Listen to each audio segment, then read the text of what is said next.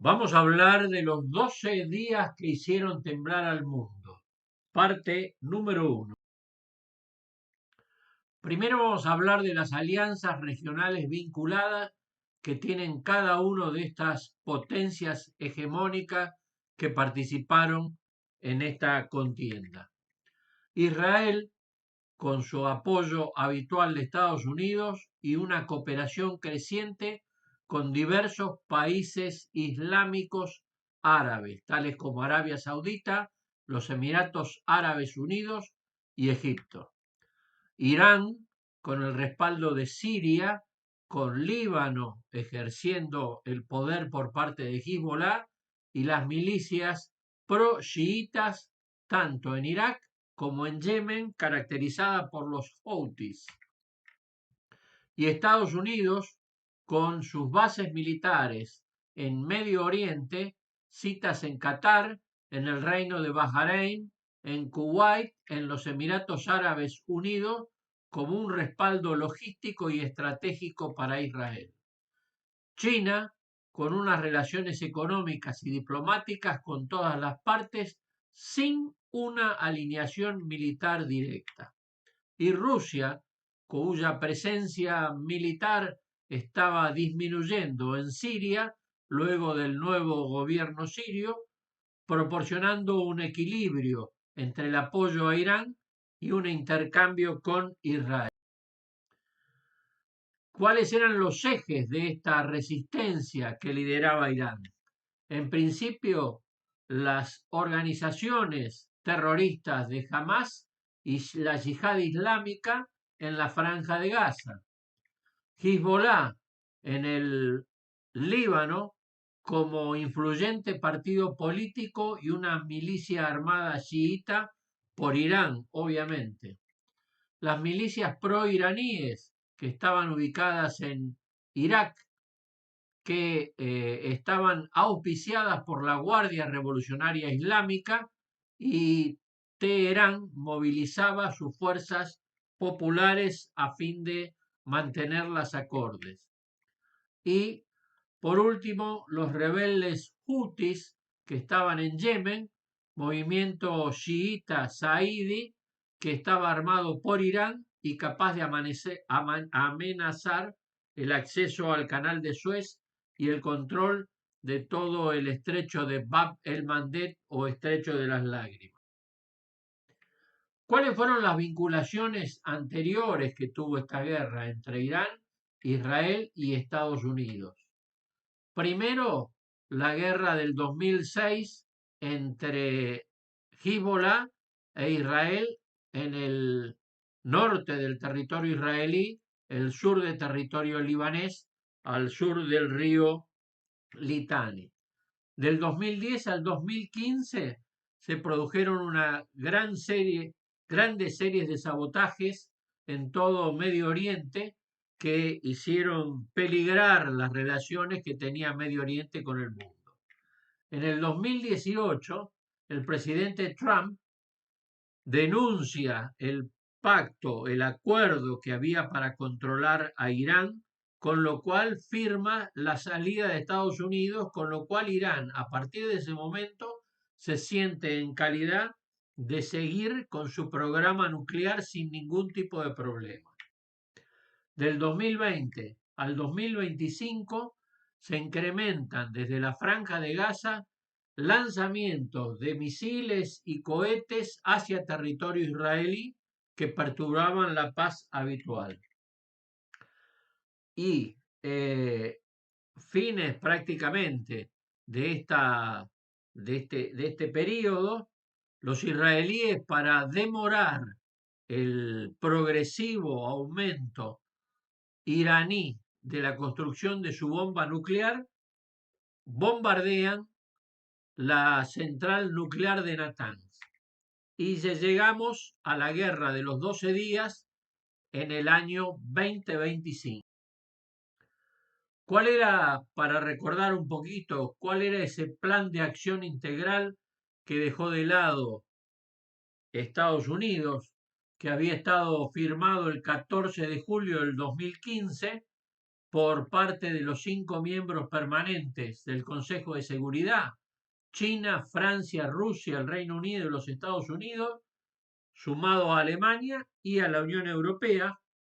Este acuerdo determinaba, primero, reducir la capacidad de enriquecimiento de sus centrifugadoras y que no se procediera a enriquecer el uranio 235, solamente que disminuyera ese stock que tenían hasta el 98%, que era prácticamente el nivel para producir una bomba atómica. Luego, una prohibición de que el reactor pesado de Arak fuera disminuido, prácticamente evitar la producción de plutonio militar que llevaba a cabo Irán en esa planta. Por último, permitir inspecciones y transparencias para adoptar este protocolo adicional de manera tal de que la organización responsable de controlar la evolución nuclear a cargo del argentino Grossi pudiera revisar y controlar cómo era esta evolución y que no hubiera ningún enriquecimiento de uranio mayor al 60%, pues esto ya indicaba que estaban en calidad de producir una bomba atómica. Y como contrapartida, Irán pedía que se suspendieran las sanciones que le había impuesto tanto la Organización de las Naciones Unidas, la Unión Europea y Estados Unidos, de manera tal de que Irán pudiera recuperar los mercados petroleros para lograr unos 100.000 millones de dólares en activos liberados. Por último, un mecanismo de snapback que permitía reactivar en cualquier momento, si no se incumplía este acuerdo, las sanciones que Naciones Unidas le había impuesto y una resolución del Consejo de Seguridad de las Naciones Unidas para contener las violaciones. ¿Cuáles eran los objetivos geopolíticos que tenía Israel antes de iniciar esta guerra? Primero, un objetivo geopolítico que está desde sus inicios, como era garantizar su supervivencia como Estado, evitando que cualquier organización o cualquier otro Estado la atacara o tuviera que enfrentarse a ello. Segundo, contener, obviamente, la influencia iraní, evitando que desarrollara armas nucleares, que desmantelara sus redes tanto en Siria como en Líbano, como en Gaza e Irak, y eventualmente atacar preventivamente las instalaciones militares o logísticas de Irán y sus proxies. Tercero, normalizar las relaciones con el mundo árabe, que era fundamental para que fuera reconocida por él para evitar nuevos enfrentamientos armados.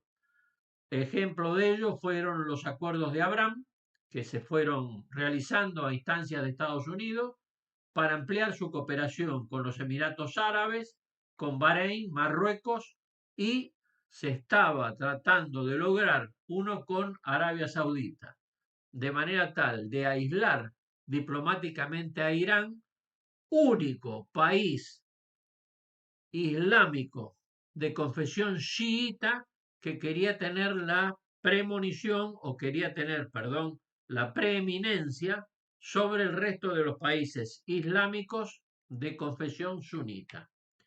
Y por último, mantener ese control sobre Jerusalén, la ciudad santa, y una estabilidad interna para afirmar la soberanía sobre la misma y contener las tensiones de los palestinos sin una solución definitiva clara. Este es Israel y este es el mundo árabe y musulmán, y estos son los países que estaban próximos a reconocerlos como tal. Siria, en virtud de haber cambiado el gobierno y no querer enfrentar más a Israel. Líbano, tratando de buscar una paz, dado que Hezbollah había sido degradado después de fines del año 2024. Arabia Saudita, el primer país árabe sunita que dirige la Liga Árabe, el Estado de Omán, Libia e Indonesia. ¿Cuáles eran, por lo tanto, también los objetivos geopolíticos de Irán? A tener muy en cuenta como contrapartida de lo que hacía Israel. Primero, consolidarse como potencia regional chiita.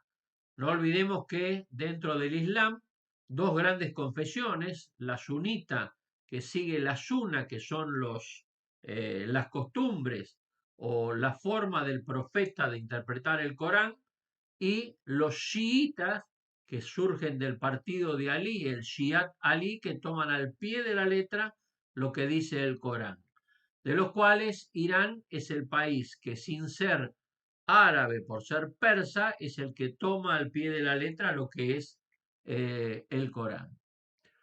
¿Qué es lo que quiere hacer Irán? Contrarrestar la hegemonía sunita, dado que Arabia Saudita, principal país, y el resto de los otros países árabes dirigen la Liga Árabe, y posesionarse como un defensor del Islam revolucionario y de los oprimidos del mundo islámico, es decir, prácticamente los palestinos. Disuadir las amenazas externas, desarrollando una capacidad nuclear civil con una eventual opción militar como seguro estratégico, y fortalecer su sistema de defensa asimétrica a través de sus proxies, organizaciones que sin estar inmersas dentro de Irán, ejecutaban acciones fuera del territorio iraní que podían afectar directamente a Israel. Hezbollah, los Houthis, las milicias chiitas en Siria y en Irak. Romper el aislamiento internacional, superando las sanciones económicas, profundizando su alianza con Rusia, con China y otros actores del sur global para enfrentar al occidente. Y eliminar la presencia iraní en sus fronteras indirectas, convirtiéndolo a Siria y a Líbano en plataformas para atacar a Israel y promover una narrativa panislámica antisionista, como rememorando lo que había hecho en su oportunidad el presidente egipcio Nasser cuando creó o intentó crear el panarabismo en el año 56.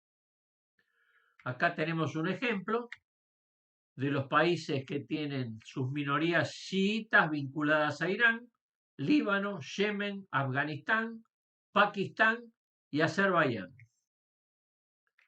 Y vamos, para terminar esta primera parte, cuáles fueron las citas doctrinales clave que llevaron al enfrentamiento y demás. Lo primero, lo que dijo el premier Netanyahu en Israel, que en cuanto a su seguridad enfrentaba amenazas existenciales, con lo cual empezaba a desarrollar una defensa activa y preventiva con ataques quirúrgicos en defensa de sus fronteras, logrando una disuasión mediante una superioridad tecnológica, todos sabemos y ya lo vamos a ver más adelante, y teniendo como legitimidad ser el Estado democrático de Medio Oriente en medio de enemigos hostiles. Por parte del Ayatollah Ali Khamenei en Irán, su seguridad estaba dada porque Irán era el blanco o es el blanco de las agresiones imperialistas, con lo cual debería ejercer una defensa ideológica y asimétrica, actuando a través de los proxies regionales, Hezbollah, los Houthis, con una capacidad misilística adecuada para mantener esa preeminencia antes de aquellos ataques preventivos de Israel. Su legitimidad estaba dada por el liderazgo espiritual como primer país del Islam chiita y responsable de todos aquellos oprimidos, dándole lo que él supone su legitimidad religiosa revolucionaria. Y por último, lo tenemos al presidente de Estados Unidos, que dice que Estados Unidos debe proteger su soberanía y la de sus aliados sin intermediarios, de manera tal de que teniéndolo en cuenta Israel es lo primero que debe hacer. Su disuasión a través de sanciones, primera medida, presión diplomática y la amenaza de una acción militar directa. ¿En qué estaba dada esta legitimidad? Estaba basada en intereses nacionales y en el rechazo al multilateralismo tradicional. Y con esto damos fin a la primera parte.